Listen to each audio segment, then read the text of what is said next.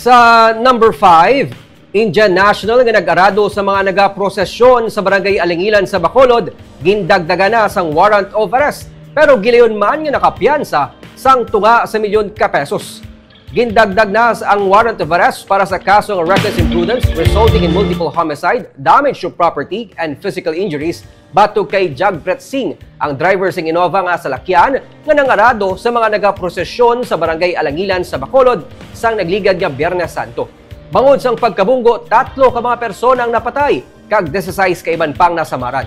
Nagpadulong si Singh sa Police Station 5 sa Barangay Granada Miyerkules ang aga para voluntaryo nga magsungka. Ginsiling ni Police Major Mark Joel Reclamado, ang hepe ng Station 5 sa Bacolod, matapos maproseso mga dokumento, nagpiyansa ang Indian National sang tunga sa milyon ka pesos.